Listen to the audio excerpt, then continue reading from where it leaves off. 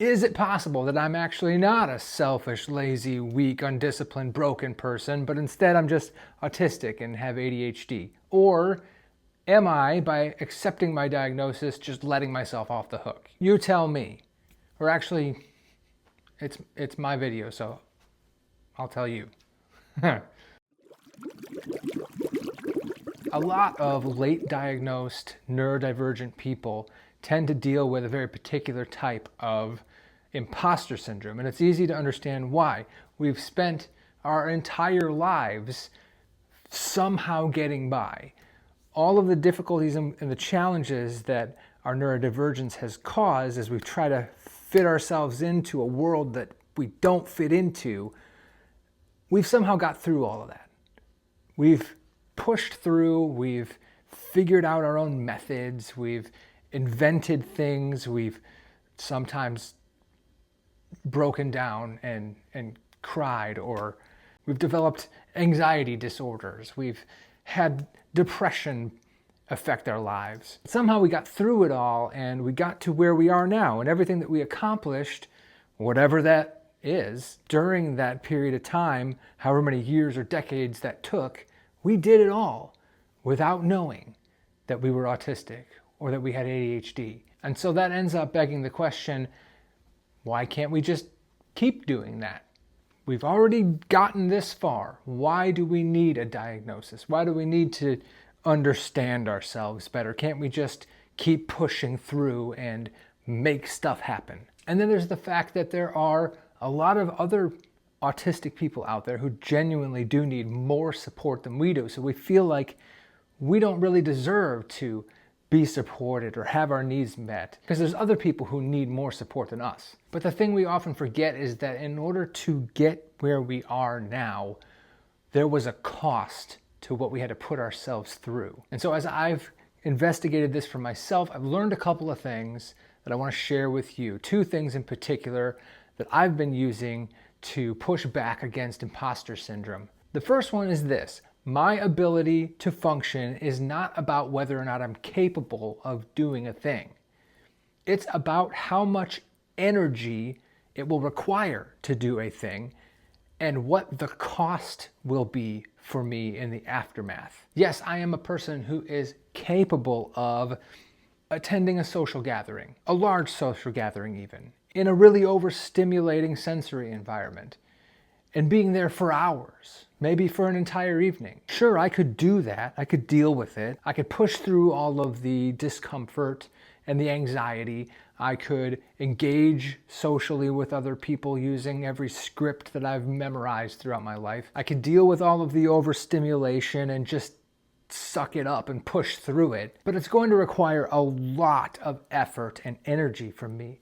And then in the aftermath of that event, there will be a cost. The next day or the next 5 days, I'm going to be kind of worthless. I'll have no energy.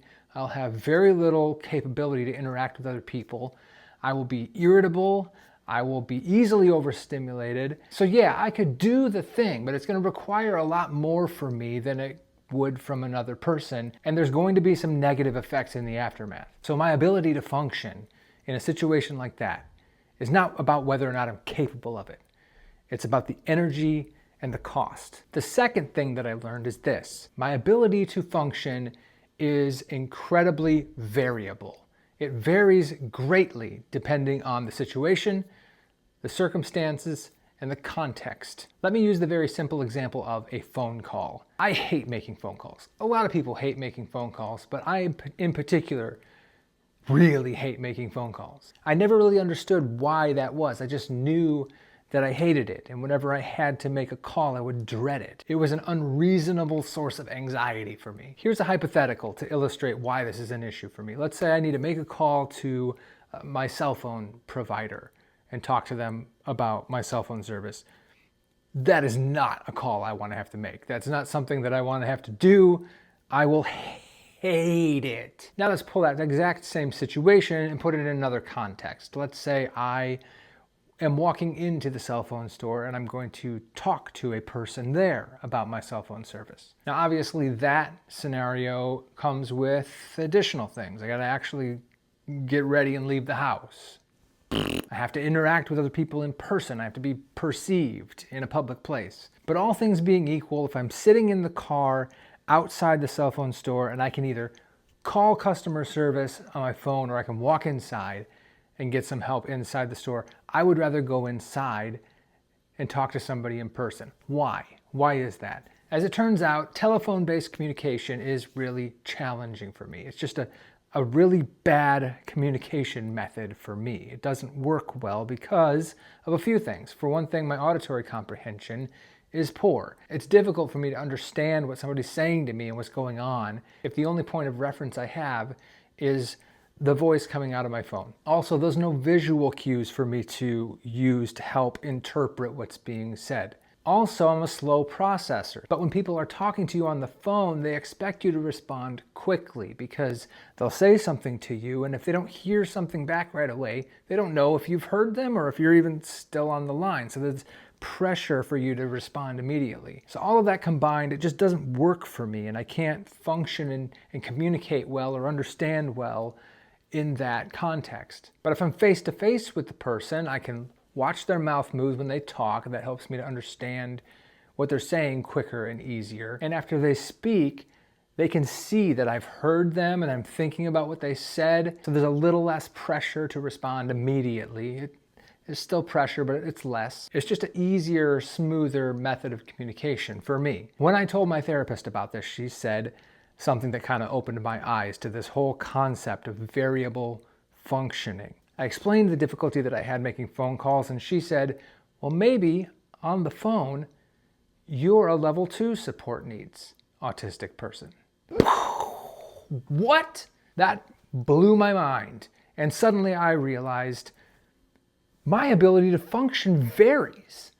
It's not a static line. So when we use words like high functioning or low functioning, or even the level designations, level 1, level 2, level 3 that are spelled out in the diagnostic manual, we're missing some important nuance. So yeah, maybe in general I might be a level 1 autistic person, but when I need to talk on the phone, I have a greater need for support. And that's what I mean by support needs vary from one context to another, from one situation to another. And they also vary depending on the circumstances around you. What's going on around me?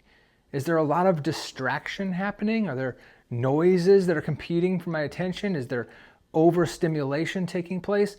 What's been happening throughout my day? Have I had to do a lot of socializing? Is my social battery empty? Am I already overstimulated? So if you are autistic or you have ADHD or you're otherwise neurodivergent, and if you're hearing that voice that's telling you you should be able to function and push through and get by just like you always did before, I would love to know how you're doing with that. Are you coming up with ways to counteract that voice of imposter syndrome, or are you struggling? I know I'm still learning, I'm still dealing with it in my life, and I'm always trying to learn from other people. I think when we can share our experiences with one another and help each other to grow, that's when we really become stronger as a community. I hope you found this helpful, and I would love to hear from you in the comments if you have anything you'd like to share about your journey. So I look forward to talking to you over there, and I will see you in the next one.